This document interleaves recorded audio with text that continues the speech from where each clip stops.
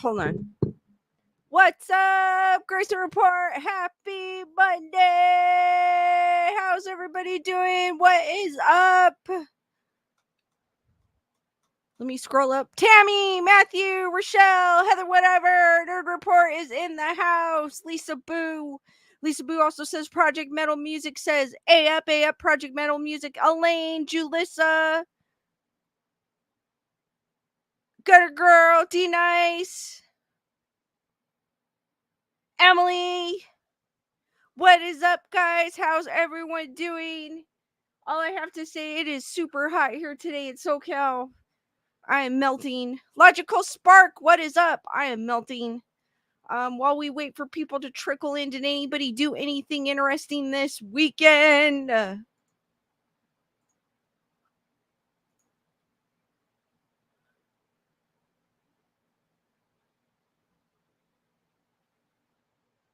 I am burning up. I went to a music festival. It's hilarious. It ended up in the LA Times because people were complaining about noise. But it did end early for a music festival, so but people were complaining.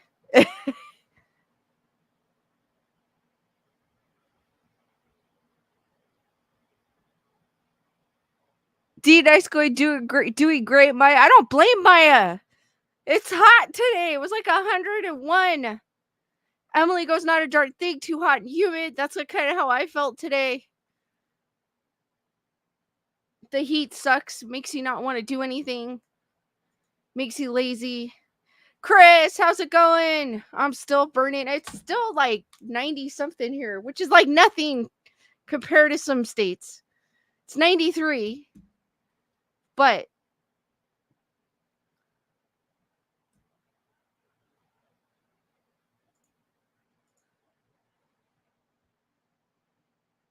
Julissa goes, we played tourist in San Francisco on a Saturday and went to the Japanese tea garden in Golden Gate Park and had tea. Oh, that is so cool. That sounds like fun.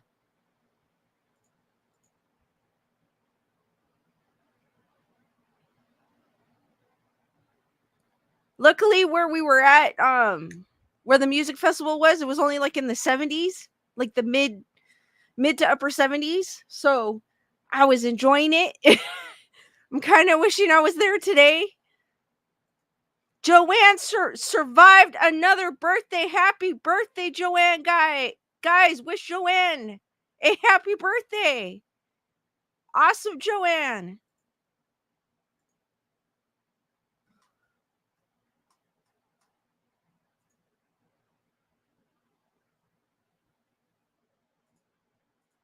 But the sun was high, so I still had my hat on and everything. Lisa Boo, thank you for gifting 1 membership. Welcome, Panda Bear, to the Wolf Pack, or welcome back, Panda Bear, to the Wolf Pack. Hearts for Lisa Boo and Panda Bear. Thank you, Lisa Boo. I appreciate that. Also, too, hold on. D Nice, thank you for your PayPal. Goes high five, girl. You're a rock star. Thank you, D Nice, as well. Hearts for D Nice and Lisa Boo. Thank you, ladies. I appreciate it.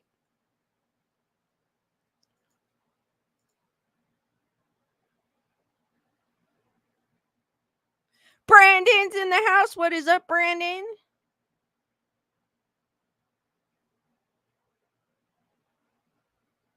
I did get a chance. If you guys haven't had, if you guys have Netflix, I know I said this before, but if you guys have Netflix, check out, and you're looking for a horror movie, check out Tarot. I didn't think it was that great. The idea was cool. Some of the things in it was cool, but I mean, it wasn't cringe-worthy or anything. So, plus it's on Netflix. If you already have Netflix, it doesn't hurt to watch. But it is on Netflix. I got a chance to watch that. I do know if you guys like, I know it's not horror related. I haven't catched it yet. The new Kingdom of the Planet of the Apes is on Hulu. If you guys are looking for something to watch, if you're the type that likes to buy movies on VOD, I believe Maxine is on VOD. It's the third installment of the X and Pearl franchise. Um, I'm probably gonna wait for it to come on streaming. And then if you have Shudder, that Nicholas Cage movie. It's not Long Legs, but it's the other one, but I forgot the name of it. I just saw it on there too, and I forgot the name of it. It sounds interesting. Let me look it up because I totally forgot the name of it. If you're a fan of Nicolas Cage, let's see. Hold on. Let me look at his. Totally forgot the. Starts with an A.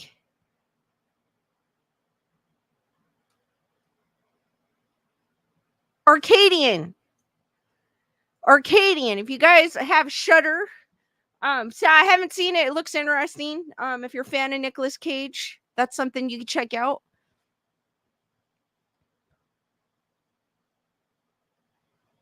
Lisa Boo goes, I watched the new horror movie trailers and some look good.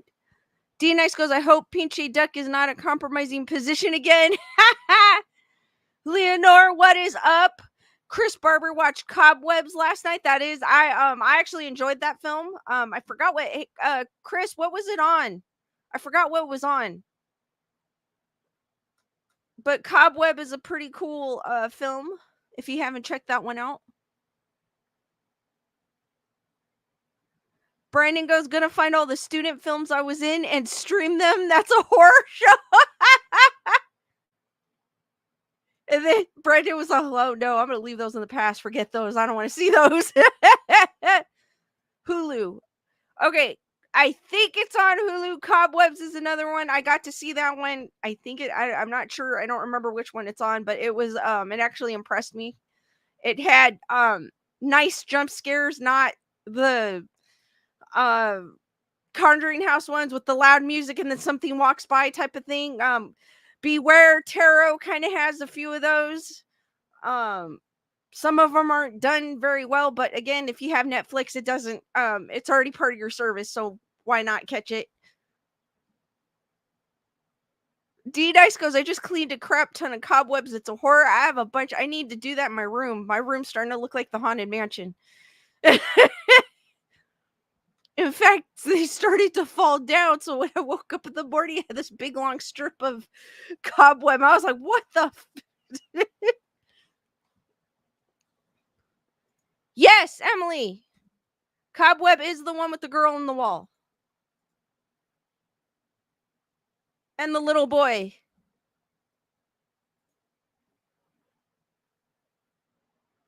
And in theaters, I believe what's coming out is Alien Romulus and Beetlejuice, but that's next month, September 6th.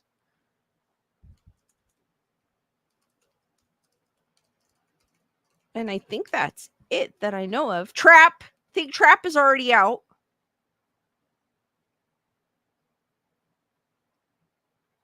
There's probably like a few.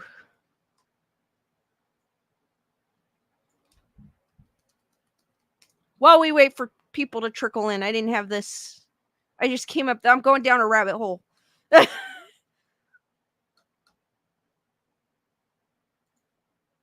Let's see. Trapped, which is already out. Came out August. Oh, there's Cuckoo. Looks like it's out too. I saw the trailer of that one. That one looks pretty cool. Alien Romulus, which I'm looking forward to. Strange Darling. I've not heard of that one. The Crow. I've got my I'm reserved about that one. The Crow, if you guys want to check out The Crow. Not the original, but I don't know. Reboot comes out August 23rd. I like Bill Skarsgård, but I don't know about that him in that one. He kind of looks like you know how Jared Leto was considered the hot topic Joker. He kind of looks like the hot topic Crow, in my opinion. Emily finally watched Abigail. That's super cool. What'd you think of it, Emily?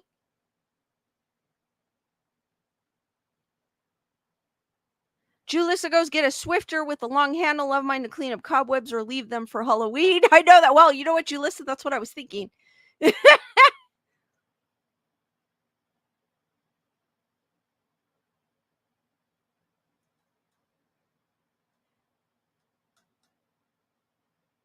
whatever, what is up? D Nice goes, we'll be watching this week. And thanks to Lewis getting my Shamalunga Ding Dong on. Leonore goes, another movie, Leave the Crow Alone. No one better than Brandon Lee. I agree. I don't mind reboots. I don't.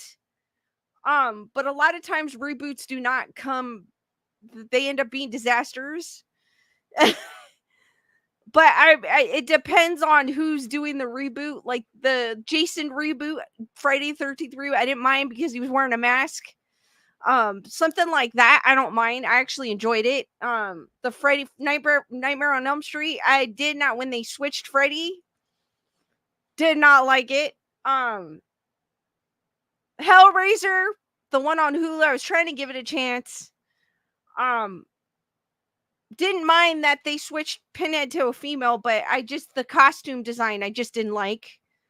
I felt like it was more scarier, realistic in the 1980s than it was in the Hulu one.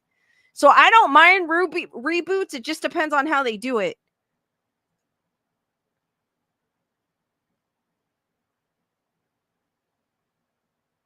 Emily Perkins goes, it was pretty good, funny. Talking about Abigail, I think it was on Peacock. So if you guys haven't seen Abigail, it's on there. It's that ballerina vampire movie. Little girl did an amazing job in it. She's probably not so little now because that was filmed a while ago, but Chris Barber goes, Jackie Earl Haley was a horrible Freddy. Yeah, it's like one of those things where you cannot change Freddy. You cannot. It's like changing the voice of Chucky. Same thing. You cannot. Even though Chucky doesn't have Chucky looks like Chucky pretty much in every film except I think the one where they CGI'd him. But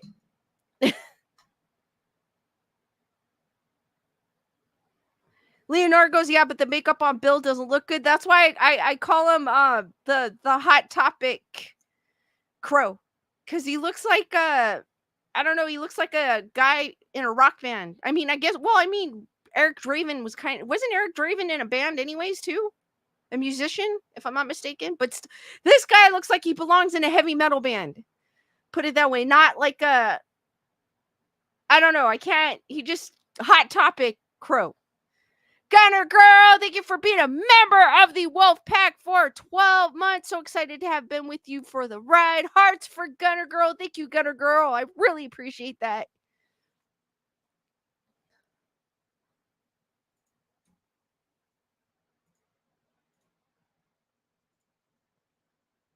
Brandon goes, he was it? I haven't seen The Crow in a while, guys, so bear with me. He was in a band, but I don't know. I feel like he does, Skarsgård does look like he's in a band, but he just looks, I don't know. He looks off to me.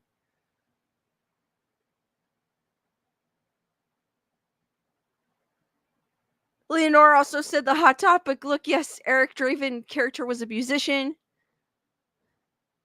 Emily goes, he was a great Pennywise, but not the Crow. He's even crazy looking. If you guys have seen Barbarian, he's only in the movie for probably 5 minutes, but he looks. I saw him in that movie and I was like, I don't trust him. It's just he had a creepy look on him, and even in that movie, and he was normal.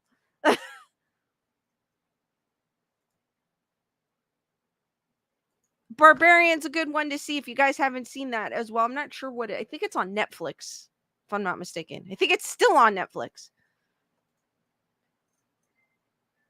Julius goes, Barbarian was so good, it scared me. It's crazy. It's different.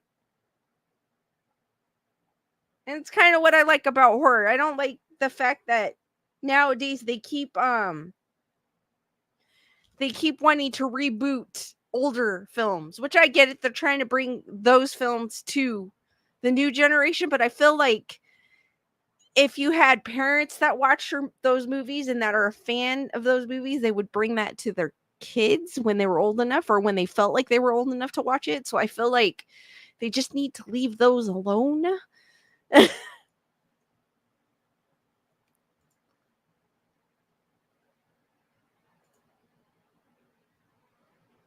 Lisa Boo, I totally agree. Need some unique movies, some originals, not something rebooted, reimagined, prequel. I mean, I don't mind prequels because it kind of some of them prequels aren't that bad. Some of them are done well, some of them aren't. Just depends on the film and how they what's the word I'm looking for? How they lay it all out. There you go.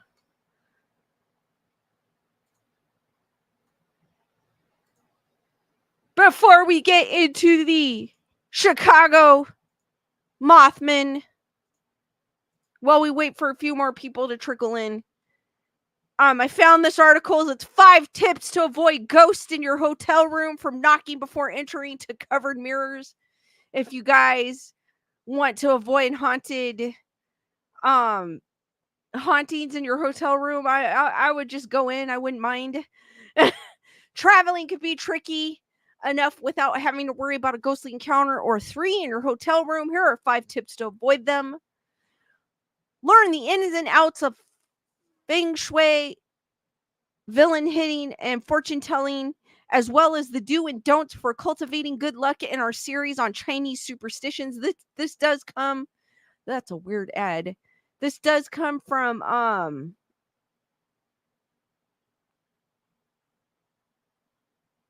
forgot the name of the site because it doesn't even say.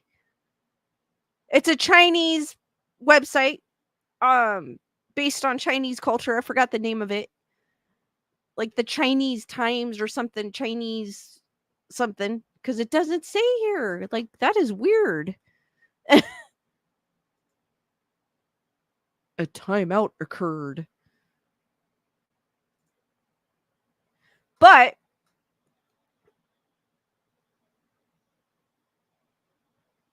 everyone has their favorite haunted hotel story. One that has done the rounds in recent years concerns the Cecil Hotel in Los Angeles, California, where Elisa Lam Ho Yi, a 21-year-old Canadian tourist and the daughter of Hong Kong immigrant, died in 2013.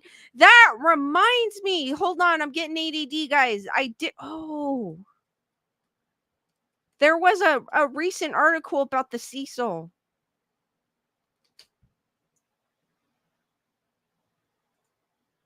I'll share that too before. Okay, I found it. That reminds me. I'll share it too. Died in 2013.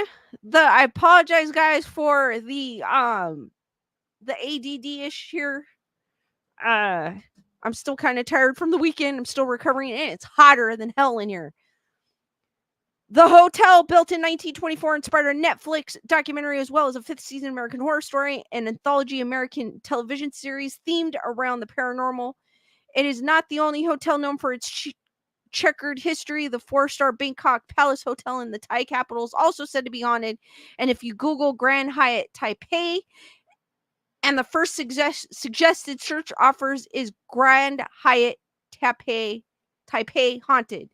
Opened in 1990, the 5-star hotel in Taiwan has welcomed celebrity guests such as U.S. rock band Guns N' Roses, Australian actor Hugh Jackman, South Korean idol Lee Min-ho, and Japanese Madonna Naomi Amuro.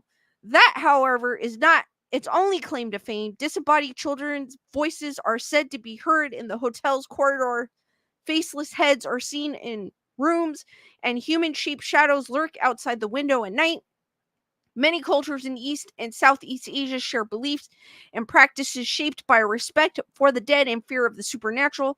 Their practices, which have evolved over time, are said to protect against negative energy, and or otherworldly beings. Here are 5 unwritten rules that travelers wanting to stay out of spooky trouble may wish to pay heed to. If you are superstitious, I'm not. I welcome the spirits as long as they don't mess with me. In Feng Shui, or feng shui, there are two opposing forces, the cool feminine yin and the hot masculine yang. Yin is said to be found in closed, quiet rooms, and as there is usually less footfall at the end of the corridor, there could be an excess of yin energy here. This could be attracted to ghosts who are said to live in a spiritual realm that contains lots of yin. Also, since spirits move only in straight lines according to Chinese belief, inevitably they end up at either end of the corridor. On a practical note, those rooms are also the furthest from the lifts, which solo travelers might feel makes them less safe to stay in the rooms closer to the lifts. Number 2, knock before entering. Before opening your hotel room door, knock. Southeastern East Asian legend says this announces your arrival to any spirit that may be inside. Then, when you open the door, you should stand aside like you would before boarding a subway train so that passengers on board can leave in order that any ghostly interlopers can vacate the room first. The reason for this is to be polite. Just because spirits are not alive does not mean they do not care for manners. Throw in a quiet thank you or sorry to bother you for good measure. Number 3, make it loud and bright. Upon entering a room, turn on all the lights, flush the toilet, and throw open all curtains to make your presence known and dispel any dark energy. If there is a television in the room, turn it on and crank up the sound. These steps are also practical in the unlucky event that you have been assigned a room with a faulty light or a broken television. It is better to find out about it sooner rather than later when you have already unpacked. I guess that's a good thing to keep in mind. I mean, I guess that is true. That's a good thing, regardless if you're superstitious or not. Just to check if your room is cool. Number 4, mess up your slippers and shoes. According to Asian superstition, lining up your slippers or shoes so they point in the same direction can make it easier for spirits to try them on. If they do that, they could grow curious about their wearer and they might want to get closer to the person as they lie asleep. Making sure your shoes are pointing in different directions may seem odd, but better that than waking up to a cozy encounter with a ghost. Number 5, mirrors in a holy book. According to folklore in various parts of the world, mirrors can act as portals to other dimensions. In Feng Shui, mirrors are also reflectors of energy, which is why having one directly opposite a bed is said to interrupt sleep and invoke bad dreams. If a mirror is too easily seen from where you are in bed, you could cover it up to discourage nightmares or new unfriendly visitors that might appear on the reflected bed. Another thing to look out for is a Bible or any other religious book. An Asian superstition says that leaving one open to any page may suppress any unfriendly spirit that may have previously caused trouble in the room. So if you guys ever want to prevent ghostly encounters in your hotel room and you are superstitious, please follow those steps. I never thought about the mirror thing, but Rochelle, what is up? Delea, how's it going?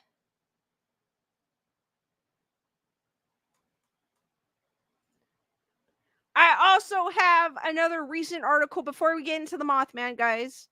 As always, I forgot to say Skeleduck is somewhere in this background. Just remind me before the end of the stream and I will reveal his location. Just remind me because I will forget. So I found this recent article. It came out, it was written on July 31st. At LA's, it's from the Ellis. At LA's infamous Cecil Hotel, formerly unhoused tenants report a plague of problems. I don't believe it's more of a haunted thing, but I just thought it was kind of interesting because it currently is a low income housing building. It formerly was a Cecil Hotel. It was divided into two sections, one for people to stay, and there was also for long-term residents. They would say that you could be renting from here for a week, as to be on vacation. I don't know why anybody would. It's not in a great area of Los Angeles, but you could run into someone that just came out of prison because it would house people for months at a time, which is crazy. But they divided it in two because of the Cecile's history. So they had Stay on Main as another part of it to kind of divide the hotel, even though you still use the same elevators, which was weird. When the owners of the Cecil Hotel in downtown Los Angeles announced plans to reopen the building as homeless housing back in 2021, the move was celebrated for giving new purpose to a storied place of Skid Row real estate. Years later, some formerly unhoused residents wonder if they were better off before moving into the Cecil.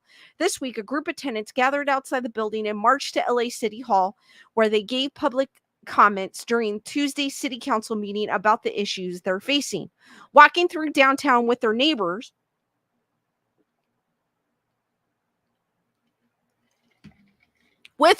and clutching a sign that read, "Fix Cecil," resident Norma Castillo described her sense of confidence when the building's elevators are down, which is a frequent problem. "I'm starting to get depressed because I'm not outside," Castillo said. She can only go downstairs and make the exhausting climb back up to her small 10th floor unit once a day, she said. "I'm just indoors." Tenants complain of pests and frequent outbursts. Castillo said during her nearly 2 years of living at the Cecil, she had seen it plagued with many problems. Outbursts from residents living with untreated addictions or mental health issues are a regular occurrence, she said. "There are altercations so loud that they wake me up at 2 or 3 o'clock in the morning," Castillo said. "There's a drug trafficking in the hallway. The hallways are always dirty with trash, and we are infested with roaches." One elevator was fixed last week, said Dina Eberly, the Cecil's property management, but she said it didn't take long before a tenant acting erratically entered the elevator and destroyed its panels and buttons, putting it briefly out of service again. "I'm used to tough buildings, but this is a different beast," Eberly said. "I want to see the building succeed so badly. It is just at a point where a private individual with a private loan can't do this. Our security alone is almost $18,000 a week." The Cecil's infamous backstory. Matthew Barron, managing partner for the company that owns the Cecil, originally intended to turn the property into a hotel. He shifted strategy during the pandemic. Instead of a hotel, Barron adopted a new business model built on renting out the building's 600 unit to Angelenos using housing vouchers and other supports to exit homelessness. It was a stunning transformation for a building perhaps best known for its connection with grisly crimes and mysterious deaths. Infamous people who reportedly stayed at the Cecil include serial killers Richard Ramirez and Jack Utenweger. It was also the site of the 2013 death of tourist Elisa Lam, whose body was found in the building's water tank. The Cecil contained hundreds of small private bedrooms, with most tenants sharing bathrooms and kitchen facilities. This type of single-room occupancy building was common in the early history of downtown LA. Today, these properties tend to house some of the city's poorest residents, making them challenging to operate financially. When the Cecil first reopened, property management was handled by the Skid Row Housing Trust, a nonprofit that faced a financial crisis to serve that a court-appointed receiver had to take control of its portfolio last year. Why is it a struggle to support the building financially? Today, close to half of the Cecil's units remain vacant, and the property continues to struggle with balancing its books. Eberly says she hopes the City of Los Angeles or homelessness nonprofit will set up to master lease some of all of the units. That approach, she said, would help house people faster and give the Cecil a much needed steady revenue stream. Until such a deal materialized, Eberly says the ground lease for the Cecil will remain up for sale. It's for sale because we can't support it financially anymore, she said. We're just at the end of our rope. Clara Krager, a spokesperson for LA Mayor Karen Bass, told LAist the mayor's office is coordinating with various cities and county agencies in an effort to help Cecil tenants and prevent them from falling back into homelessness. The housing department is also assessing the condition of the Cecil to determine the necessary repairs, Karger said via email. We are looking at options and prioritizing residents' well-being and safety. Officials with the LA Homeless Service Authority say they have no plans for a master lease agreement at the Cecil. From the Cecil to City Hall, Tuesday's march to LA City Hall was organized in part by Reverend Dylan Littlefield, who serves as a volunteer on-site chaplain at the Cecil. He said tenants come to him to talk about problems they feel they can't discuss with anyone else. A lot of people who are experiencing homelessness, who are recently sheltered, they're dealing with a lot of trauma. Littlefield said, it feels bad when I have tenants saying, I wonder if I was better off living in a tent. Tenants say they've looked for other housings but can't afford LA's high rents or obtain a Section 8 voucher that would allow them to move.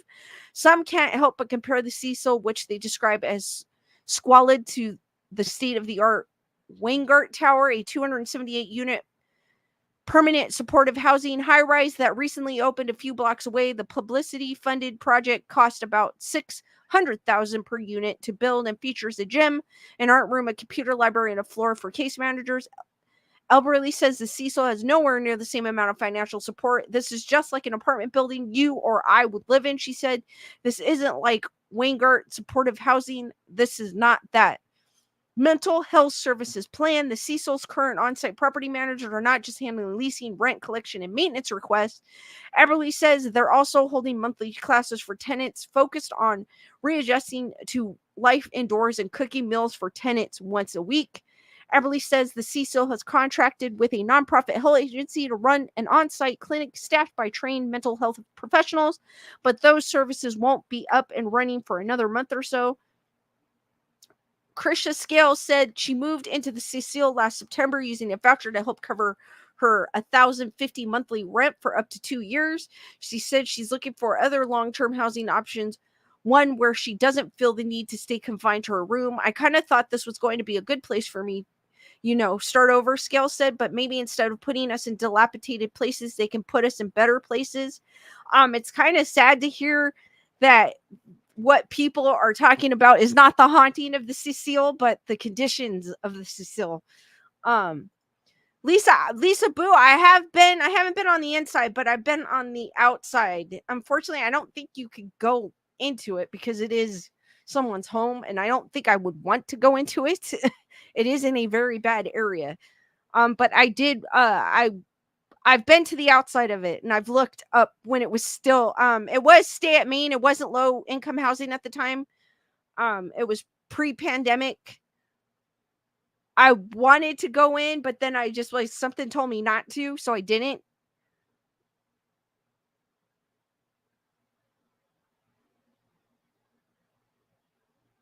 So it's kind of sad to see that people are complaining about their living conditions, like I said, and not the hauntings.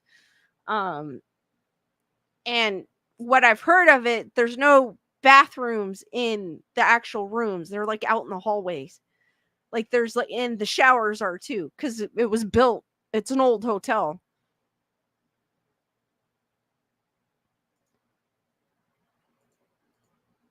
But it's a place I wouldn't want to go to at night by myself. Even during the day, it's kind of not a great area. But unfortunately, I feel for the residents there. I mean, they're just trying to start over and get a new, and this is pretty much all they can afford. But yet, LA opened up a brand new. They did. They opened up a luxury type of apartment type of building for low income, which is nothing like the Cecile. So I could see how they are saying. So it's sad to hear that. Heather, whatever goes, I was in a shelter for battered women in 1985 in downtown San Diego. Great people, safe place. Cockroaches and everything was cleaned like crazy by residents twice a day. So, I mean, I don't know if they should be thankful for at least they have a roof over their head, but if they're saying that they wish they would have been in a tent, then that seems kind of bad.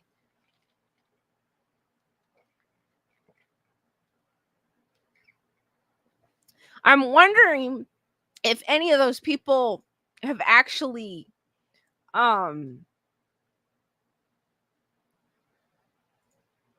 experienced anything.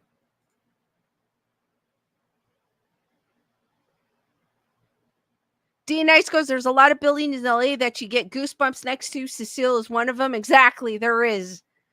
There's the Barclay too. Barclay? Is it the Barclay? That's right down the street from it. Which is also low income housing. I have never been in front of that one, but that one's allegedly haunted as well. And it's not, I mean, it's up the street a little more, but I feel like it's still not in the greatest area, but not, I think it's off of the Cecile is off of second, and I think the Barclay's like off of third or fourth. Somewhere like that, somewhere around. It's like a couple streets down, literally.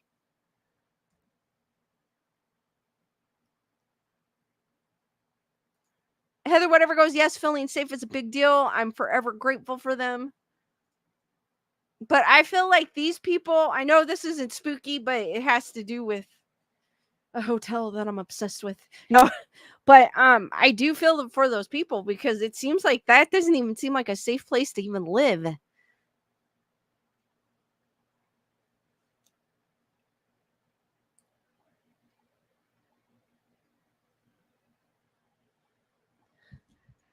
All right, guys. I know I've heard of the Mothman, but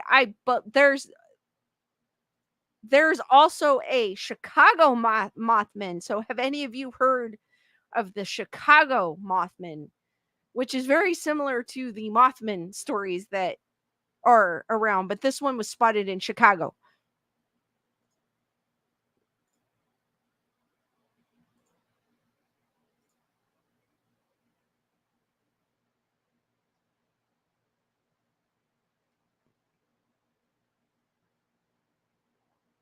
Joanne goes no. Lisa Boo goes no. Heather whatever goes, I know a lady and her brother who went to the Cecile. She brought home a scary entity. So I mean, we really can't say if anything isn't haunted unless we actually gone there.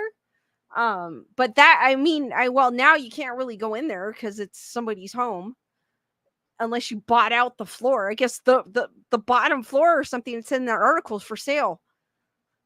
Unless you bought out the floor.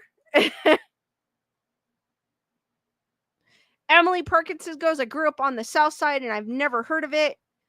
So I found this article, the Chicago Mothman. I believe it's recently it's popping up because we'll go over here real quick to this article.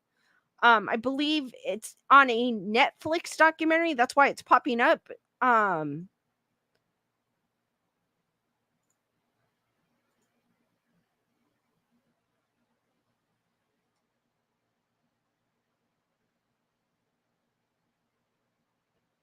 Which Unexplained Mysteries is set to look out at one of the most terrifying cryptids of all time, the Chicago Mothman. Allegedly witnessed in Chicago on Point Pleasant, West Virginia, the horrifying figure is described as a human with wings and massive glowing eyes. So, I was wondering why it popped up and I saw that article. I don't know if it's out yet. It probably is on Netflix.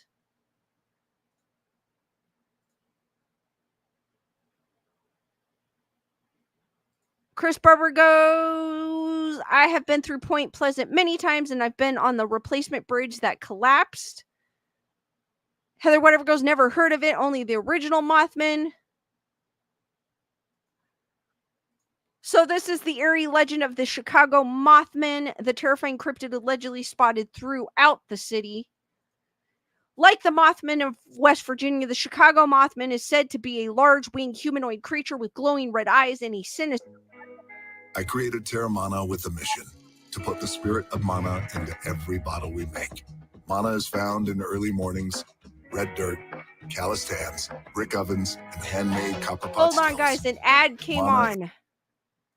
And it scared the crap out of me. And I can't find where the source of it is. So give me a second. Oh, I was reading and it was like, we here at. So I was like, what the heck is that? I didn't even see an ad anywhere. I was like, what the heck? I hate those darn pop-ups. Sorry about that, guys. Scared the crap out of me.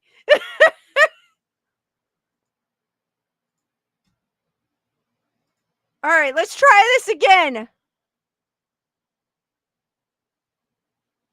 Oh, you guys heard it too? I don't know where the heck that was. It better not come on again, because I was like looking for the ads. Like I saw that ad and I to the right and I clicked it off.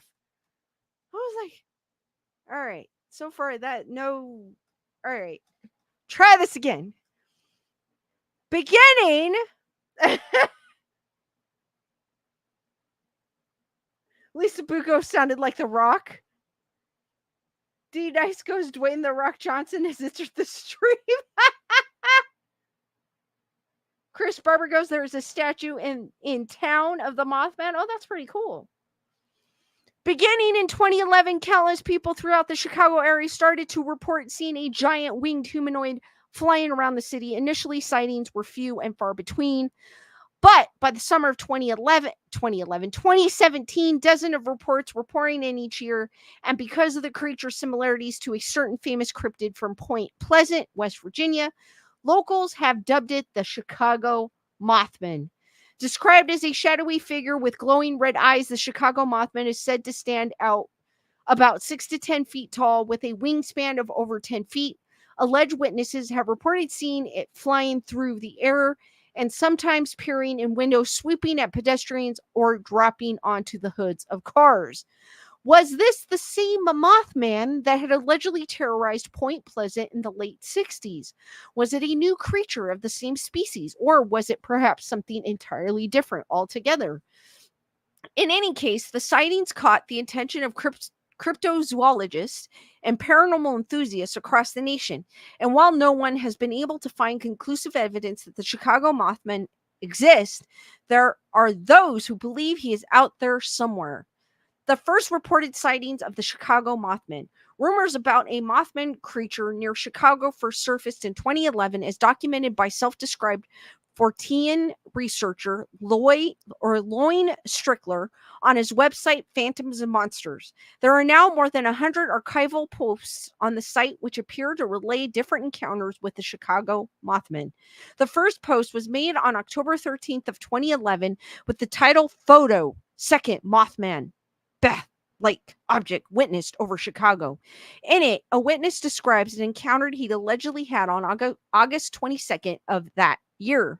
According to the witness, he was traveling through the suburbs of Chicago when he came across a local business with a tall sculpture of a Native American perched on its roof. He stopped to snap a photo of the sculpture, then drove home. Later that night, as he went through his photos, the man noticed what appeared to be a giant winged creature flying in the background of the shot.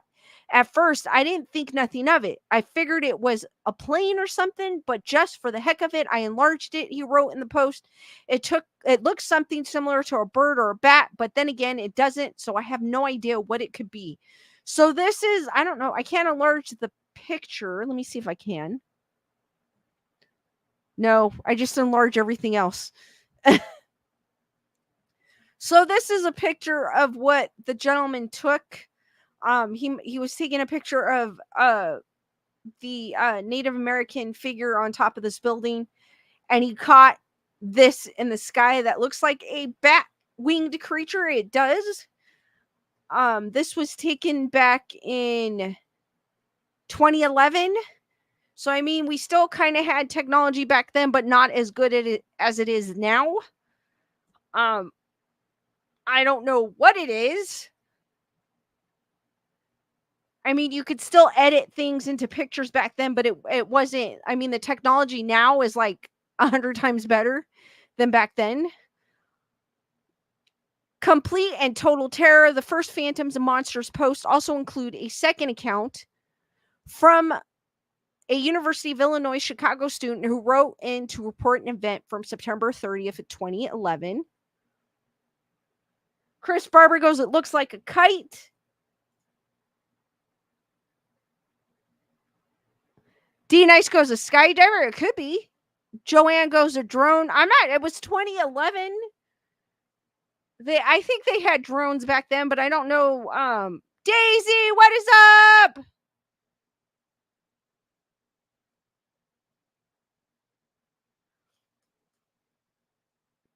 Julissa goes, it looks like a stingray in the sky. It kind of does. It looks like a person with like a skydiver, kind of like D-Nice said. With like using, or you know what? They're not skydivers. What do they call those? Cliff divers? The ones with the gliders and they jump off of cliffs and they go like this. That's kind of what it looks like to me. I don't know what they call those. Heather, whatever goes, a base jumper can't go that far away from source. I think it's like one of those. It's like a with a glider where they jump off and they glide, but with a person. I don't know if they jump out of the plane when they do that, but it's a person with a like a wingsuit on.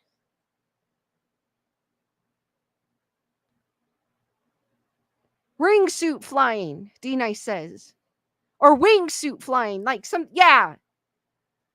That's kind of what it looks like. And base jumping is super dangerous. So the anonymous witness wrote that night they were in their apartment when they suddenly heard their roommate scream. They ran into the roommate's room to check on her and found her cowering in the corner, white as a ghost and shaking. Once the roommate had calmed down, she explained that as she was getting dressed, she had seen a pair of glowing orange eyes staring at her through the window, despite the fact that their apartment was on the 3rd floor. She said she was filled with the overwhelming feeling of complete and total terror, the witness wrote. She felt like the creature was looking at her as though she was prey. She said she felt like a rabbit that was about to be pounced upon by an eagle. Around this time, the witness's boyfriend called. It sounded like he was out of breath. As I tried to get him to slow down, I walked past my roommate's open door, and to my absolute horror, I saw a pair of glowing red eyes looking through the window right at me, the student wrote. They stared at me for about 3 to 4 seconds before whatever it was abruptly left. Like my friend, I totally lost it and screamed at the top of my lungs. In the years since, dozens of similar posts have appeared on Strickler's website. However, it was around the summer of 2017, 6 years after the first sightings, that things really began to reach a fever pitch. The Chicago Mothman sighted reached a peak. Dun, dun, dun!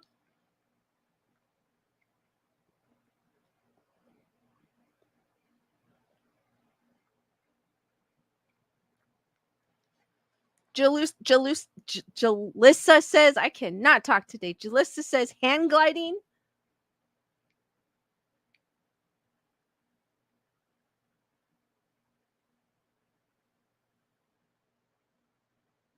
Unfortunately, speaking of Yosemite, it's sad. No, not Yosemite. Grand Canyon. I don't know if you guys have been following the news. There's been a lot of people that are trying to they slip. I think there was 2 recent. I think it was the Grand Canyon. I could be mistaken. It was kind of sad. The first one was a 20-year-old and she slipped. And then the other one, I think, was trying to take a selfie and they went to the edge of the rock and they slipped. That is sad. And I was reading the comments. I don't know about the particular areas that those people have been because it's been a while since I've been in the Grand Canyon, but some of the comments said the guardrails are there for a reason, but I don't know if that particular area had guardrails where they went. But it's sad. It's happening more frequently, it seems, nowadays.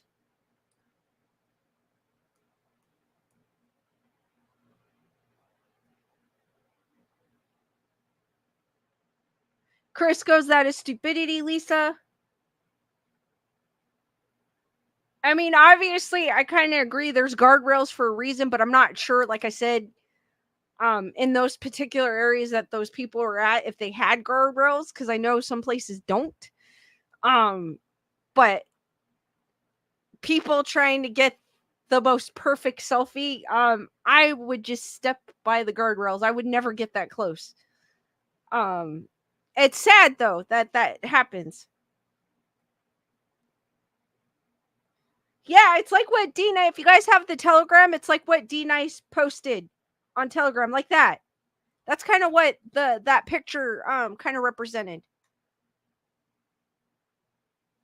Gunner Girl goes, yes, it's the Grand, so sad. I'm not sure why they let people in those areas. Exactly. I mean, if they already had and it's not the first time it's happened. So I feel like they should like literally put like yellow caution sign, but some people just ignore those. Even when it comes to animals. There was a at I want to say Yellowstone, there was a woman that just walked up to a buffalo and decided to take a picture in front of the buffalo. And I'm like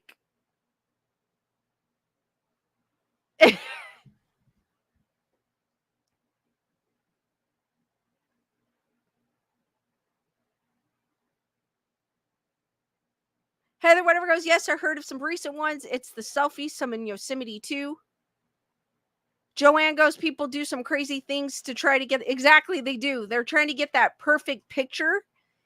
And I think they just don't realize how close they are to the edge and they slip. It's sad. I mean, it's sad to think that someone's loved one, that happened to them. But at the same time, you need to be aware of your surroundings, I feel like. And please do not disregard guardrails or safety signs.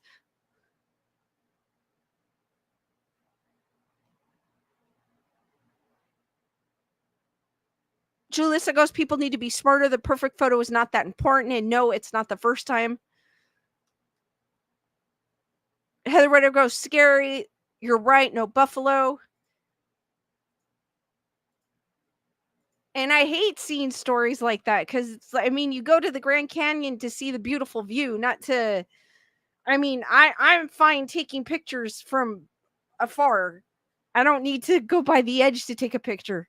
The way cameras are now, you could get a good picture. Even with your cell phone, you could get a good picture no matter where you're standing.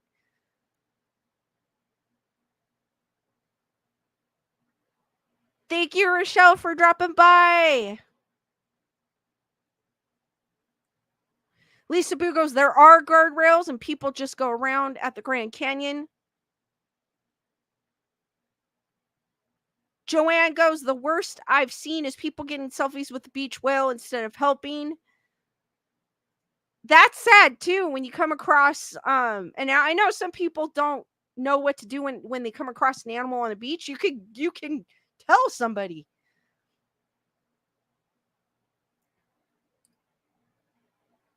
I mean, I don't know what I would do if I came across an animal because I've never come across a beach whale, but I mean, obviously, if it's a swimming beach, usually there's a lifeguard.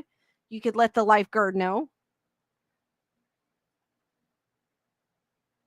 Thank you, Heather Whatever, for your PayPal. Thank you. You're always great. Hearts for Heather Whatever, guys. Thank you, Heather Whatever. I really appreciate it. Lisa Boo goes, I have pics at the Grand Canyon and didn't once go over the railing. I think I went to the Grand Canyon, I think in junior high school. And same thing. I have pictures and I never went over the railing as well.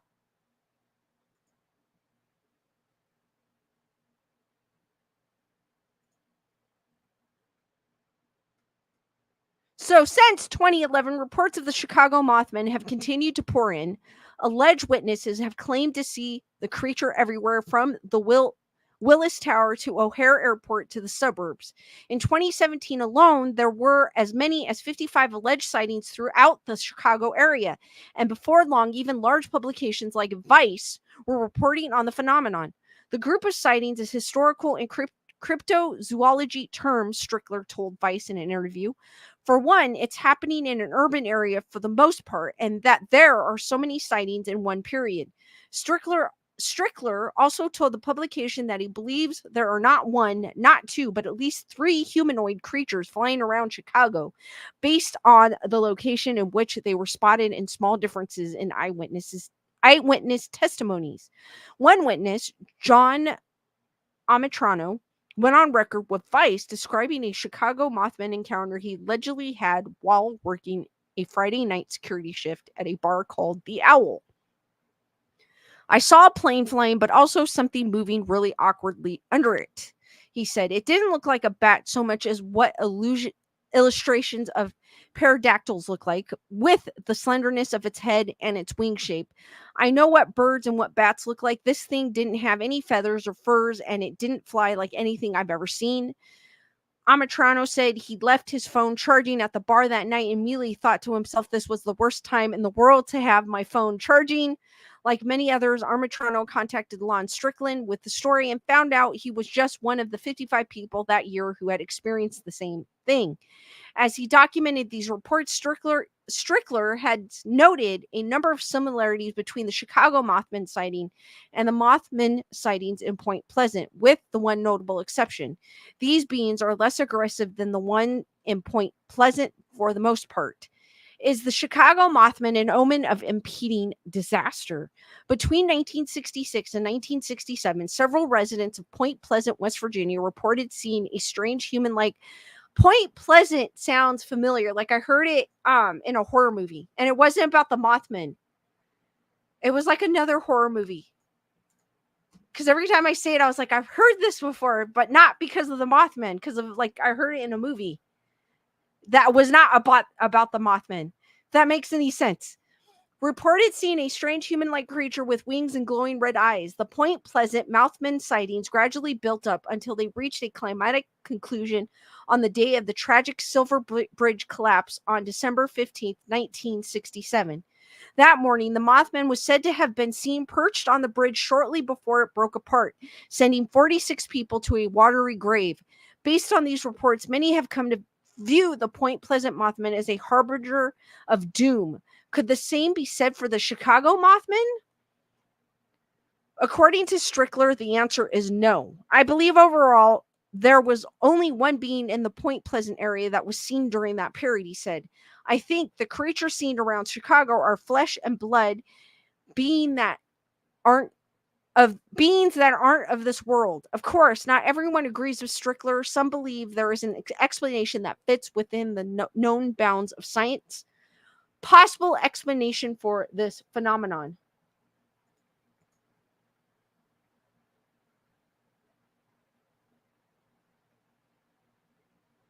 Chris Barber goes, that was weird. My computer just went wacko. Heather Whatever goes, Chris, my device too. That is weird, guys.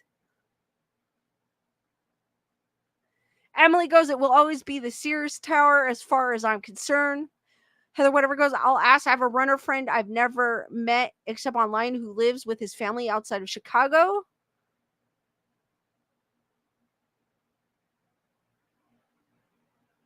Joanne, I do. Taking a selfie is not helping. Calling authorities is a better use of a phone. Agree. Daisy goes, my camera can zoom into the moon's craters. Yes, see, I'm saying you could take a picture of practically anything without getting up close.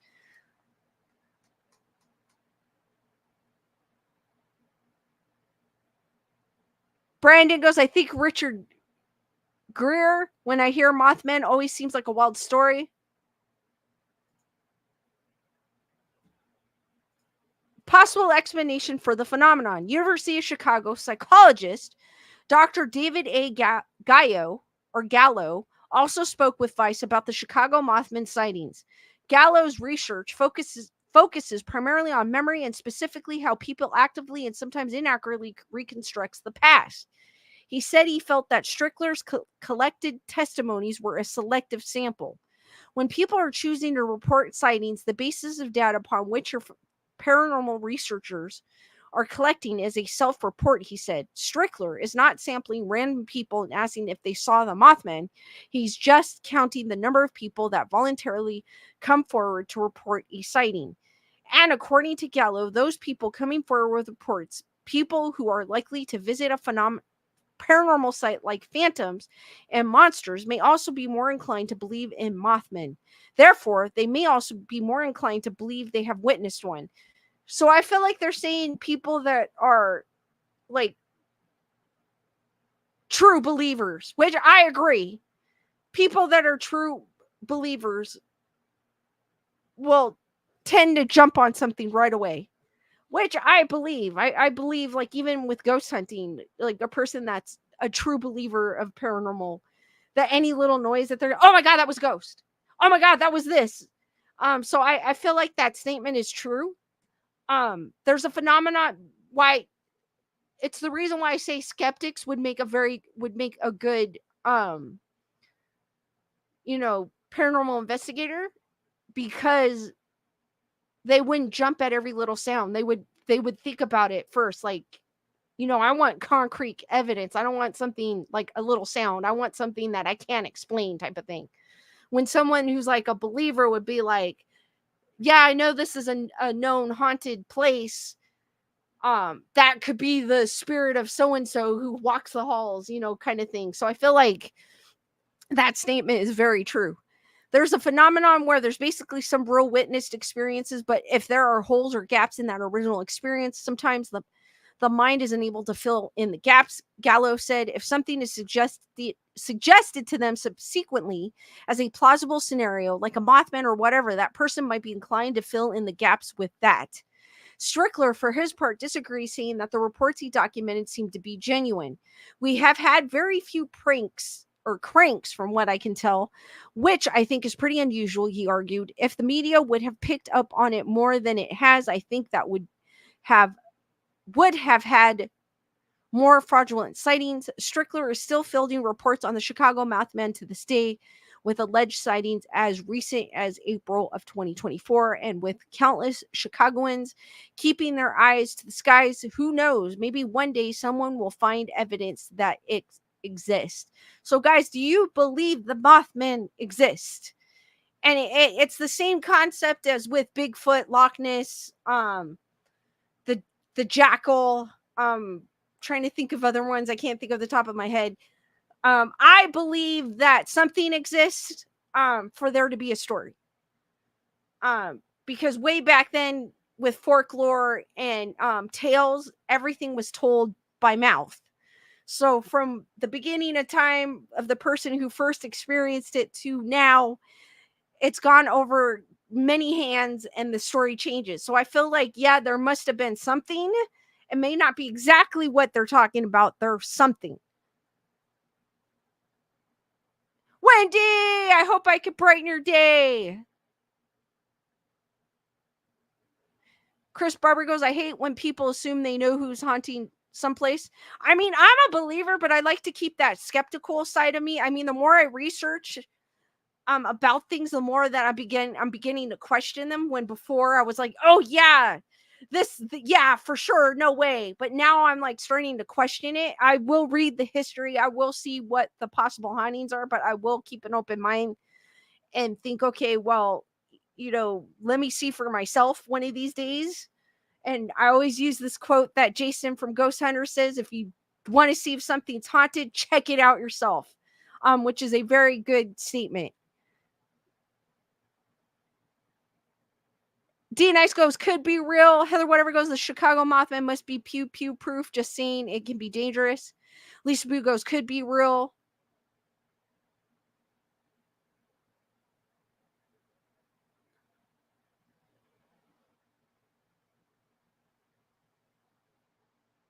Lisa Boo goes, if there's a Batman, could be a Mothman. It reminded me of Batman when because the Mothman in that picture looks like Batman kind of when he was flying, when he would glide, when he would jump off a building and he had his wings. So it kind of reminded me of that. Matthew sees Skeleduck in the background. Just guys remind me of Skeleduck before I end the stream. I think there's some sort of truth to these stories. I don't know. I've never seen the moth. Well, I've never actually been in that area, so I can't. Obviously, I wouldn't be able to see him, but I've never seen like Bigfoot. I've never seen. There's the Tahoe Nessie. Wasn't in Tahoe long enough to be able to probably experience, but I haven't seen that. But I do believe there's some sort of truth to these stories. It just may not necessarily be what people are saying it is. Chris Barber goes, I believe it myself, but unless a ghost comes up and introduces themselves, I'm skeptical. Nothing wrong with that, Chris.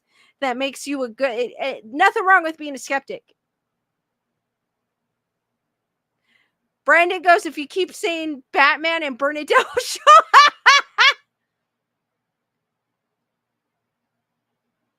D Nice goes, Keaton is not only Batman, but Birdman and Vulture. He needs to be Mothman next.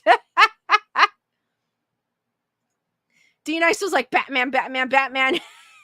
Well, I could say Beetlejuice too. She'll show up for Beetlejuice. Same actor.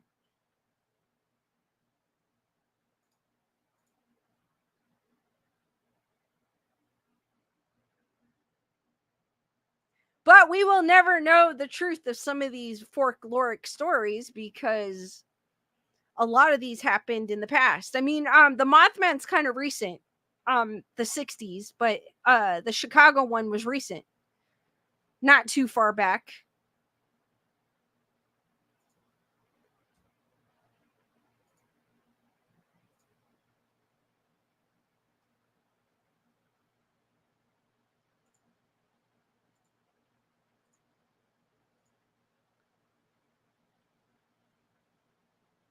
Chris Barber goes, I'm more into Mr. Mom. Brandon's asked, did I watch that movie with Richard Gere in it? No, I did not. Wendy goes, but that's the intriguing thing about lore. No, exactly. It makes you think. It makes you think. I do believe in a lot of the lore. I believe in I like superstition. I like that. I may not like follow the superstition, but I love stories about superstition. Like the one that we read about the feng shui and stuff like that with the hotel room, I thought was kind of interesting. I like stuff like that. Heather, whatever goes, Chicago had tornadoes this year. Hold on to something, Mothman.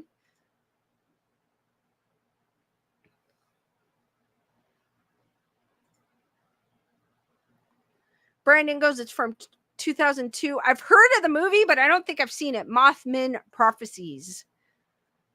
I've heard of the movie, Brandon, but I have not. I don't think I saw it. If I'm not mistaken. I don't think I saw it.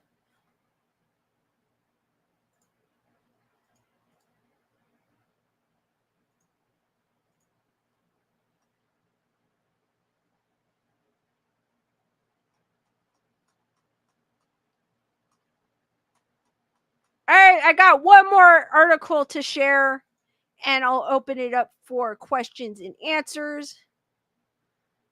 I found this article while Googling ghosts in the news.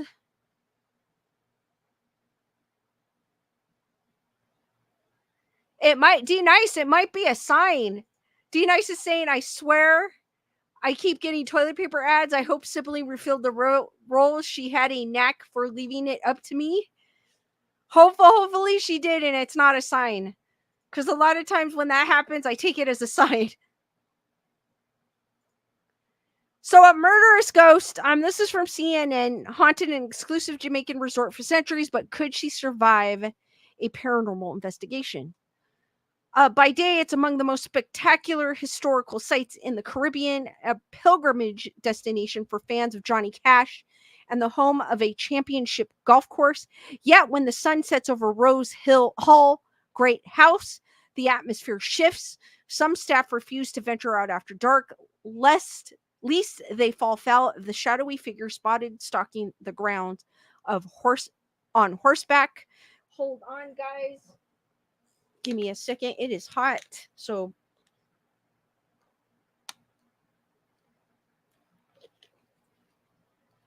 the writer, according to eyewitnesses, is Annie Palmer. She is the White Witch, a 19th century plantation owner who murdered 3 of her husbands and terrorized the slaves of Rose Hall before she was killed in retribution, condemning her spirit to haunt the land where the White Witch golf course sits today.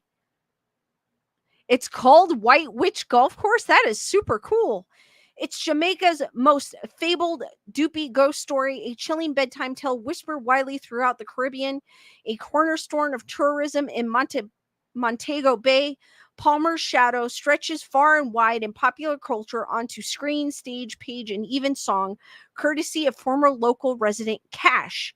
The man in black would write music from within the grand old walls of Cinnamon Hill Great House, an 18th century estate just off the 14th fairway of the site's second golf course, including 1973 hit The Ballad of Annie Palmer. At night, I hear you writing, and I hear your lover's call, Cash sang, and I still can feel your presence round the great house at Rose Hall. Yet not all have been so spooked. Far from just contesting Palmer's presence today, some have questioned whether she ever existed at all. So, I believe this is a picture of the White Witch Golf Course. It looks beautiful. It really does. I've never been to the Caribbean, but that looks amazing. Reign of Terror. Keith Stein, director of golf operations of Rose Hall Development, is familiar with the tale of Palmer. The Canadian has seen it all since making the permanent switch from Toronto to Montego Bay in 1992, overseeing the construction of the White Witch Championship course, 18 holes of sloping greens, bordered by turquoise seas before the grand opening in 2000. Since the course opened, golf broadcasters have rubbed shoulders with a regular stream of camera crews looking to capture all manner of paranormal phenomenon around Rose Hall, including for ghost hunters, which in 2010 sought evidence of Palmer's lingering spirit. Cinnamon Hill Golf Course, White Witch's Sister Circuit, has an equally eerie media history. The waterfall behind the 15th green served as the settings for Baron Samedi's sacrificial voodoo ritual in 1973's James Bond classic Live and Let Die. But who was Palmer? The story, as recalled by Stein, goes as followed. Born in Haiti to British parents in the early 1800s, Annie Mary Peterson was raised by a nanny who taught her voodoo spiritual practices known as Obeah in Jamaica. I hope I am pronouncing that correctly. I do apologize in advance. Patterson moved to Jamaica after financial hardships, which she met and married Joe Palmer, the wealthy owner of the sprawling Rose Hall sugarcane plantation.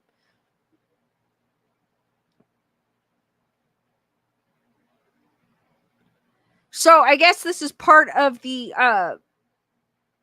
plantation, the steps of the Great Hall. So this is like the view from the steps of the Great Hall.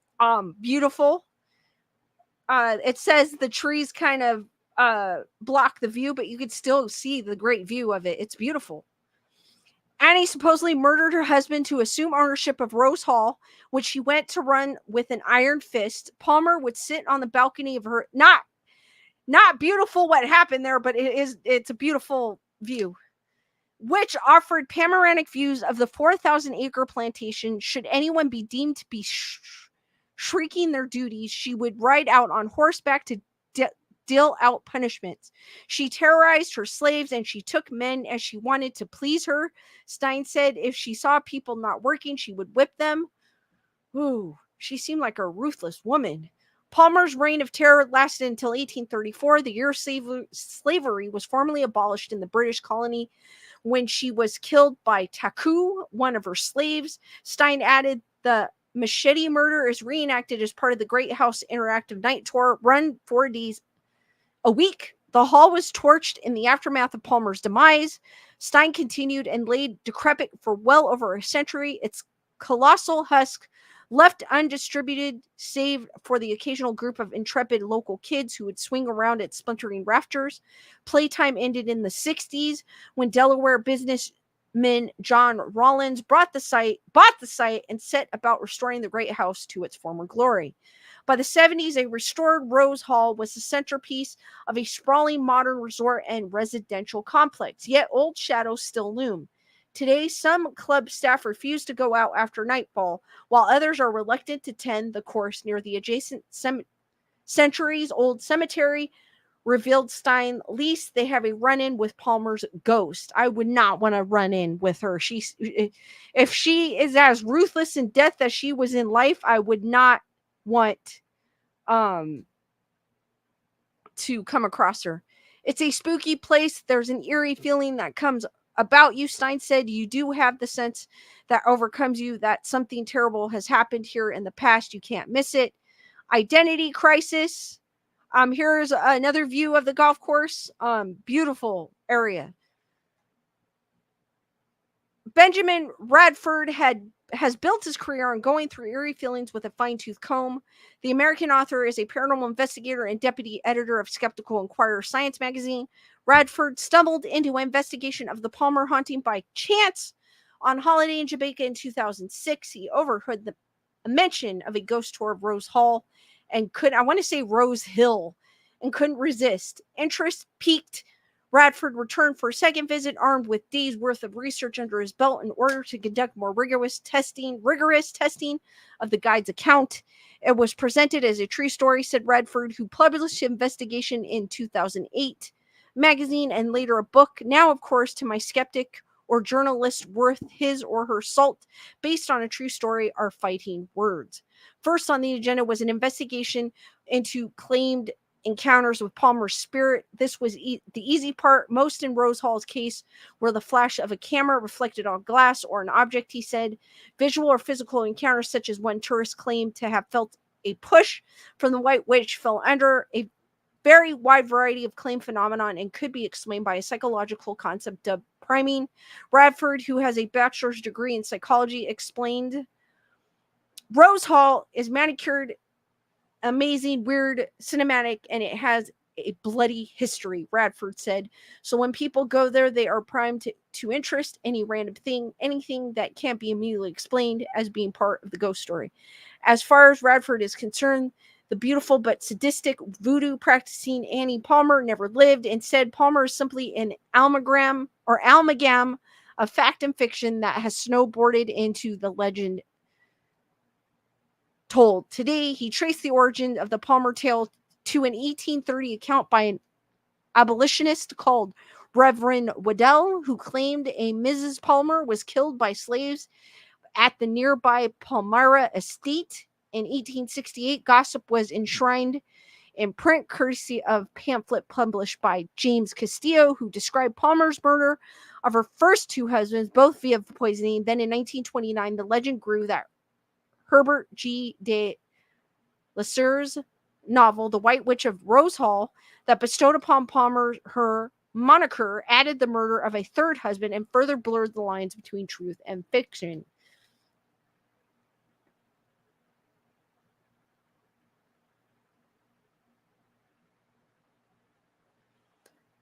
Geoffrey S. Yates, an assistant archivist at the Jamaican Archives in the mid-20th century, along with other historians, have argued that Annie Palmer may have been confused with Rosa Palmer Kelly, the original mistress of Rose Hall, who died in 1790, 12 years before Annie Palmer Patterson was born. Patterson married the grandnephew of Rose Hall's original owner, possessed no slaves, when she sold her rights to Rose Hall in 1830 before dying in the Jamaican hamlet of Bonavista in 1846, Yates wrote. Categorically, neither woman was murdered by slaves like the purported sinister beauty, Palmer added, and there was no evidence that either of them was involved in debauchery or unnatural cruelty. I'm just seeing how much longer, because I was like, dang, this article is kind of long. Endurance. Yet, for Radford, unpicking the facts between the Palmer legend is less intriguing than how it was spread and sustained. Just why was the tale of the White Witch proved so widespread that he is yet to meet a Jamaican who doesn't know it? Radford is not short of theories. For one, there's a long tradition of loving terrible villains, he said. It's a tale embellished by taboo tropes, sex, death, voodoo, and black magic, common in Caribbean folklore. He also argued Palmer's arrival, terror, and demise fits in perfectly with Jamaican history, loosely mirroring the era of British rule and its slave trade before eventually abolition. She's explicitly a transplant. Radford said she's a white woman, a rich, powerful, cruel, sadistic white woman that represents the slave-owning class at the time. Such stories are also self-perpetuating, Radford added, with tourists and ghost hunters continuing to flock to the site, generating their own paranormal evidence, thus preserving the legend. So here's another view. Oh my God, that is amazing. I would love to swim in that ocean right now. But the bottom line is stalking the legend is good for Rose Hall's bottom line. It comes pre-packed with the place, said Radford. If you run a boat shop in Inverness, why would you not run Nessie boat tours? For the hall owners and operators, it's just not in their best interest to look at it too closely with skepticism. That would be the way I would put it. Make no mistakes, ghost aside, Rose Hall has weathered hard times. Once a flourishing spot for tourism and real estate, Montego Bay was rocked by the 2008 financial crisis. Stein recalled the White Witch course, which had cost $8.5 million to build, was forced into contingency planning, but rebounded over the subsequent decade. Things were looking up until the pandemic began, costing the site millions of dollars, according to Stein. He calculated that the majority of the course's revenue came during tourist season from November to April, and the course to this day remains open only during those months to help meet running costs. Montego Bay remains a hub for Jamaican tourism, and though tours of Cash's former residents generate significant footfall, it is the enduring allure of the White Witch that drives interest in the area. It's another case of where the legend has been co-opted by different people for different purposes. Radford concluded Reverend Waddell co-opted the legend in support of trying to end slavery. The Rose Hall owners at different times have co-opted the legend to promote tourism. The locals have co-opted the legends as one of the many dubious and scary things to be afraid of at night, so it fits in perfectly. If there wasn't an Annie Palmer, someone would have had to make her up. So he's basically saying in this article that it's made up, it's not real. But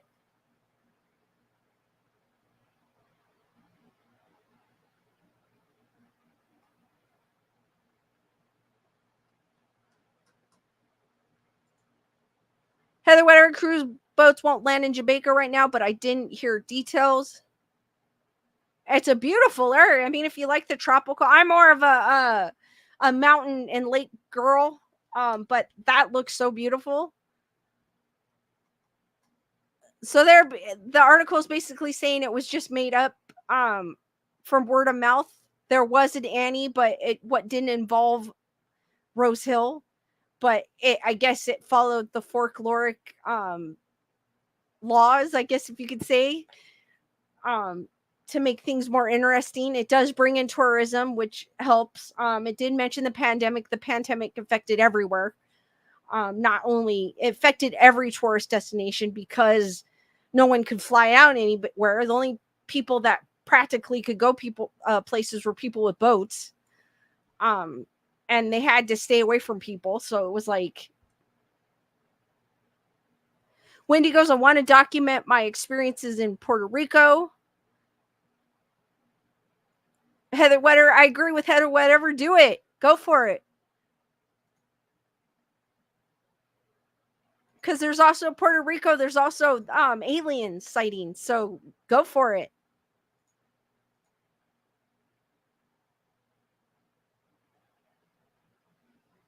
All right, guys, I am now going to open it up for questions. If you guys have any questions, could be paranormal related, could be, we could go down a rabbit hole as we do here on Grayson Report.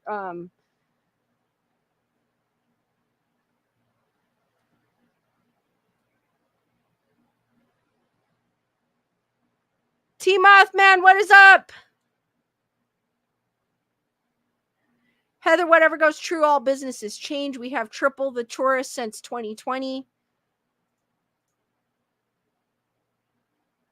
I mean, that year was just, it was crazy. It came out of nowhere, and it affected everyone. So I was watching a documentary about Ibiza, and Ibiza is like a really big area tourist, spot where some of my favorite DJs do a summer residency. So it was kind of, they had mentioned that and how that affected the clubs there because people couldn't go anywhere. So it affected everybody.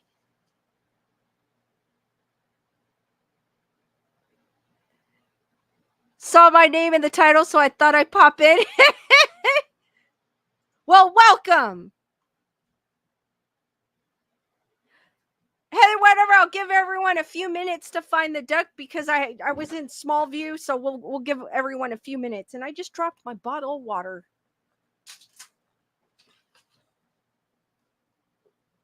If you're just coming in now, you guys are welcome to rewatch. We're kind of just in the I'm open to questions right now.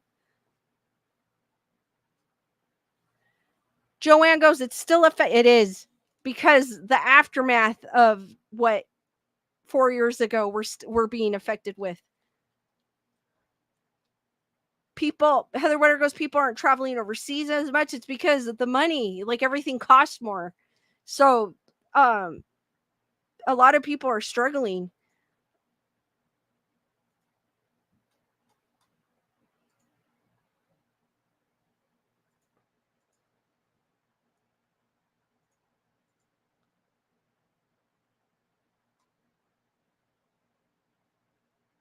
Gunner Girl goes, my childhood friend since I was 10 took me on a week-long cruise to the Bahamas. It was incredible, awesome. The water was beautiful. I've never seen anything like it. I got spoiled. That is freaking awesome, Gunner Girl.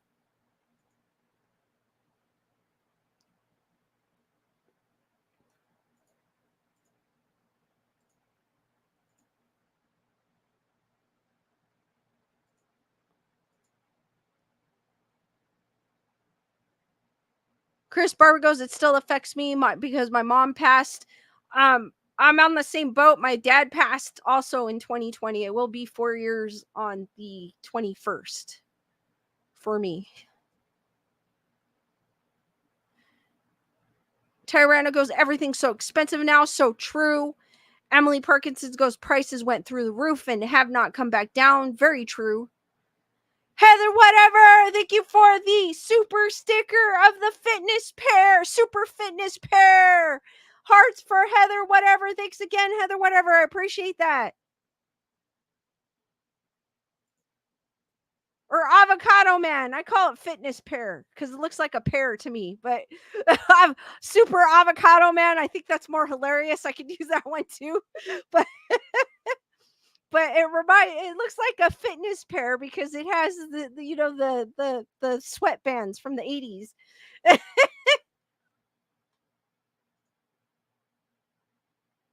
Except this one's super fitness pair. Thank you, Heather, whatever, again. I appreciate it.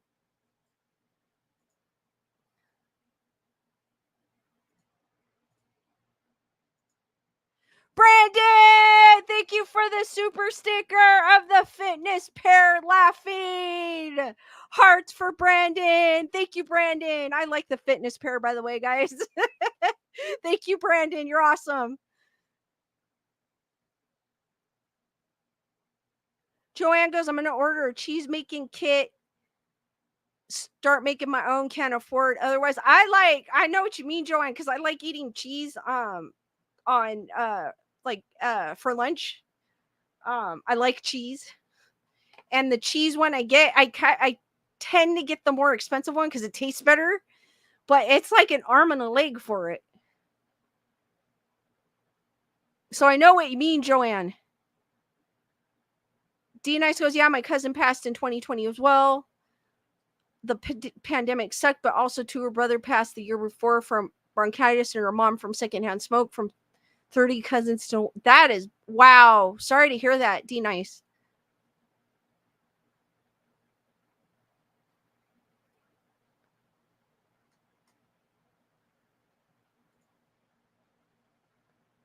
"2020 was not a good year for a lot of us, it looks like. Even Heather, whatever goes, my husband died in 2020 also. Sorry, guys, for your loss. That was a rough time for everyone. I was lucky enough. I mean, I worked in an industry where I could still go to work. And I worked with the public, so it was like something. The only thing changed was like everything was pulled off the shelf, and then you had to have one-way aisles. Other than that, it was seamlessly, and then people were more at edge.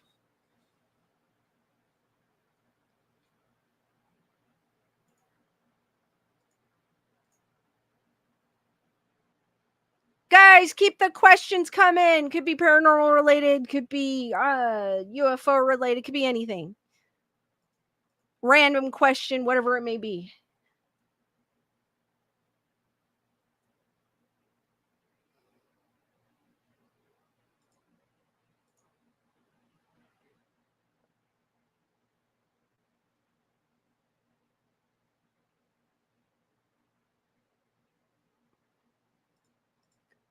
But it's crazy. How's the weather like where y'all are at? Today it was here in SoCal, it was 101. I know in some places it's been hotter, but that's the hottest it's been in a while here. And I'm melting. Brandon, in my previous stream, I did speak about the Squid Game. They did he's asking if I covered the Squid Game teaser. I did. They finally announced season 2 release date, and they also announced that there's going to be a season 3, and it will be the final season. It's the day after Christmas, December 26th, for those that celebrate Christmas. We've been waiting a very long time. I kind of forgot the first season of Squid Game already. But if you guys haven't seen Squid Game, it's pretty cool. It does it's a Korean show, so it is in Korean, but they do have the dubs or the subtitles.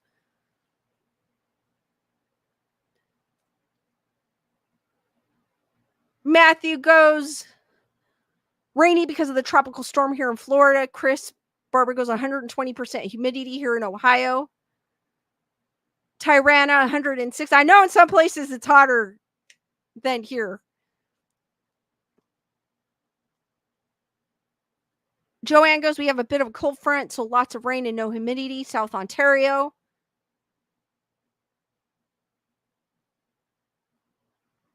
Wendy goes, no thunderstorms and rain flooding the last 3 days. Wow, guys.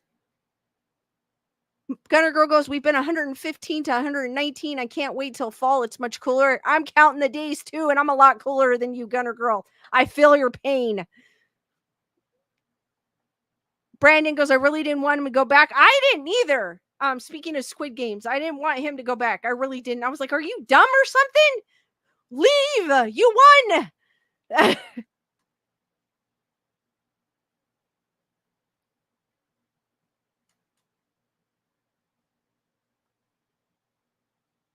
To Mothman says 100 here in Anza today in SoCal. Wow. You're about the same as me. I was 101. But I'm honestly, humidity I feel like is worse than dry heat. So I will take the dry heat over humidity any day. And we've had humidity here in SoCal. Daisy goes, Lisa, I knew your dad had passed, but I hadn't realized we lost our dads the same year. Yes, Daisy. It was a bad year for everyone. Carol, what is up? Gunner Girl goes, Lisa, you should hit the beach. I think that's what everyone's doing. I thought of that. I thought of hitting the beach.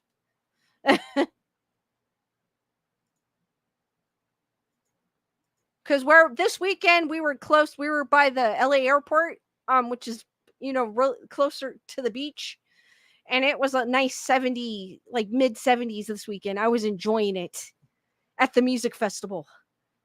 It was still hot in the sun, but it's not like here. Wendy goes, F dry heat and humidity when it's 100 hot. It doesn't matter. True. I agree. Hot is hot regardless. Julissa goes, I can't complain. It was only 75 here. It felt warmer though. Oh, you were lucky, Julissa.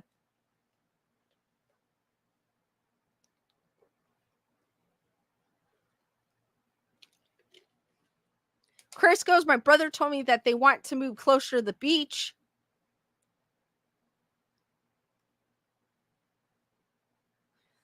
Daisy is eating Bella Vitano cheese dipped in Merlot. So good. Oh, that sounds good. Emily goes, the humidity is a bitch, Wendy. I've got COPD and it makes it very hard to breathe. Oh.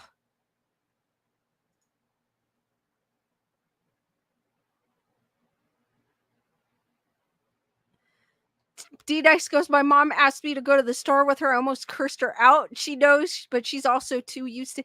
Yeah, D-Nice, the Philippines is like humid, isn't it?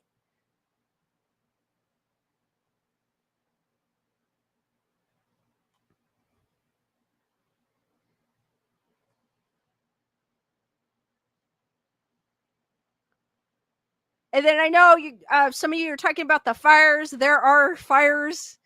Unfortunately, here in SoCal, it is fire season.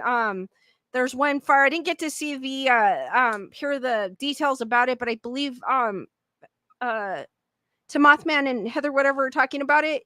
If I'm not mistaken, there is a fire in San Bernardino that's going on that took homes.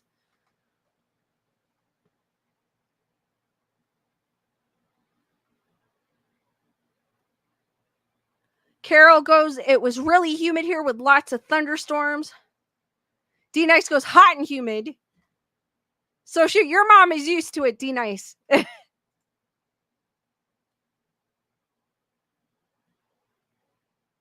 And Carol goes with high winds. Oh.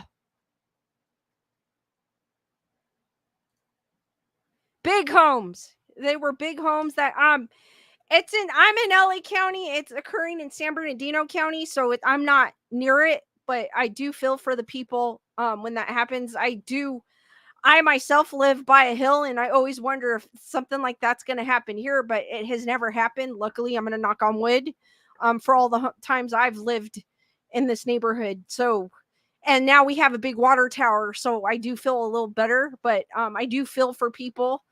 A lot of time, I don't know what started that one. Like I said, I don't know the details, but it kind of I know one of them was started. I know there was one last month. I believe it was started by illegal fireworks. So usually it's started by something, I hate to say it, stupid, or someone simply throwing a cigarette out the window, something like that. Or one was started by a gender reveal canon that went wrong. So I mean, it's sad.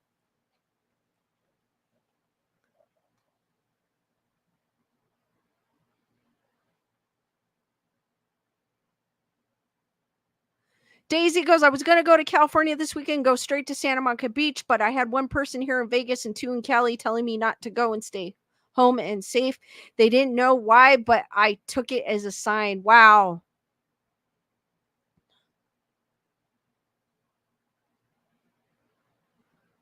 Matthew, luckily you're having no flooding. I hope you stay safe. I did hear you had a tropical storm out there in Florida.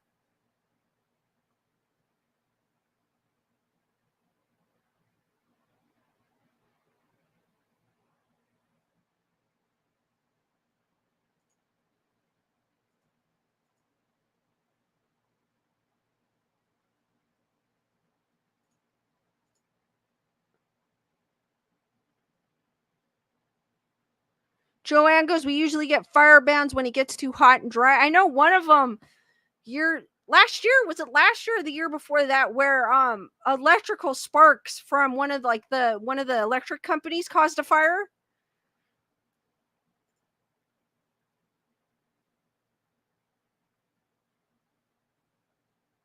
That's okay, Carol. Don't worry about it. I understand. Don't mind Carol's chat. Her typos. I get what you're saying, Carol.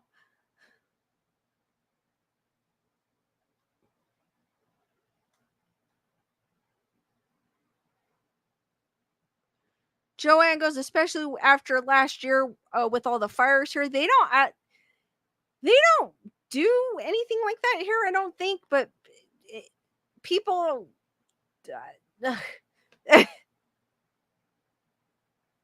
Wendy goes, it flooded here in Tennessee on Friday when I was, I hope Wendy too, stay safe. Chris goes, where my brother lives in Morgan Hill, they have a lot of fire issues.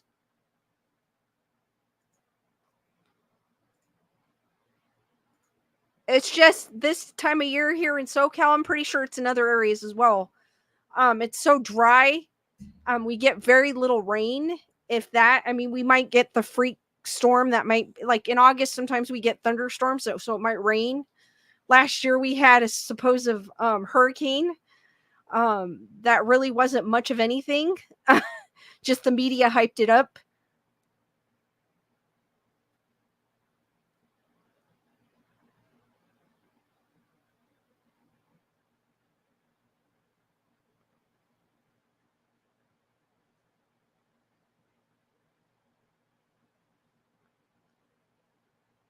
All right, guys, real quick before I forget, Skeleduck.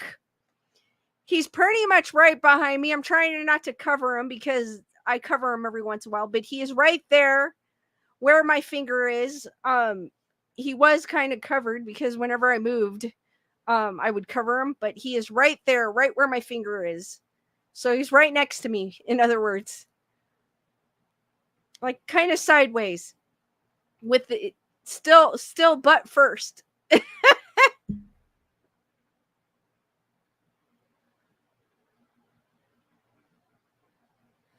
Joanne goes, we had a mega fire, wildfires. We got smoke from Quebec all the way down here. Oh, wow. I think I remember that, Joanne, because they had mentioned it here in the news.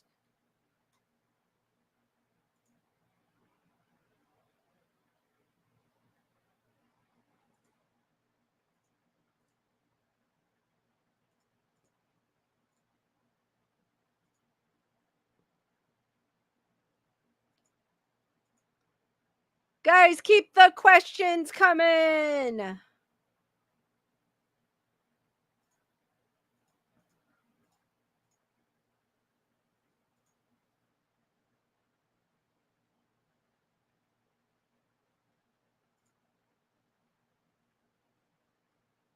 I'm just counting down the days where it gets cooler. I'm like, how many more months of this? How many more months of this? I am dying. Ah, Daisy. Daisy saying I did stay home, but boy, was I depressed all weekend. Ah. Thanks, Gunner Girl. I know, Daisy, especially when you had a plan and then you decided to stay home. But luckily you did, because you would have been caught up with all the craziness driving out here.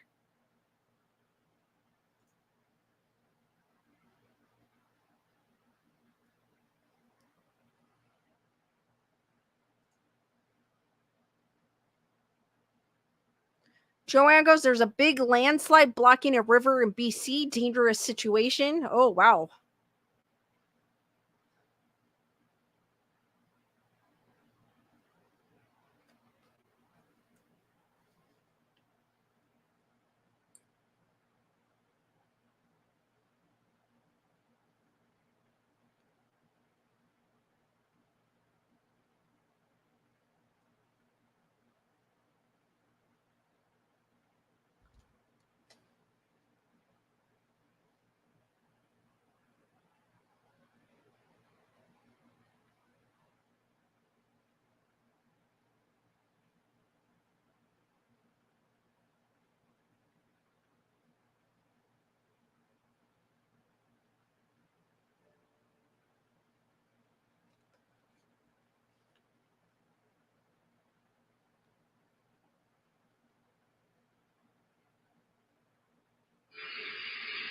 My camera went off, so I was like, what the heck? Who's out there now?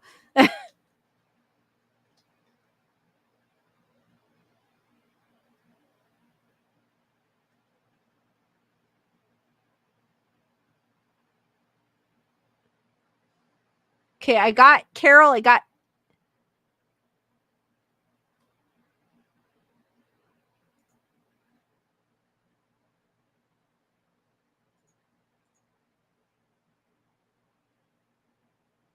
Thank you, Wendy. Thank you for dropping by. Thank you for being a trooper. I know you're on the East Coast. Thank you for everyone that sticks around that's on the East Coast. I do appreciate it. The pesky time change between us. Thank you, Lisa Boo. Any last minute questions, guys, before I end this stream?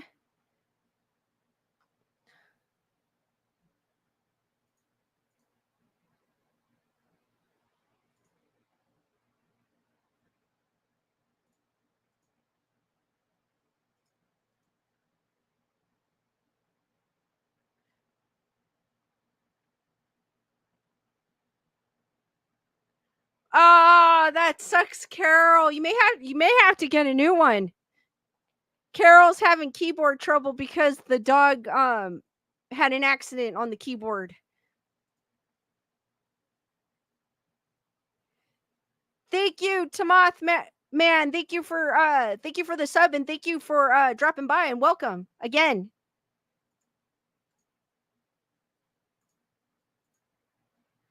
Thanks, Joanne.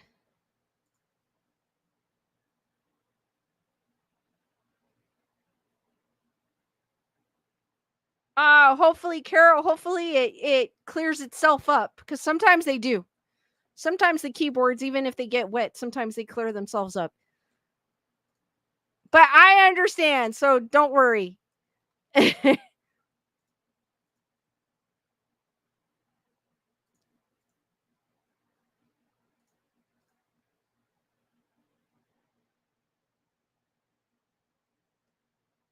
Joanne is suggesting putting it in rice. I've never tried that, but I've seen people, they suggest that about cell phones. So I'm not sure if it works.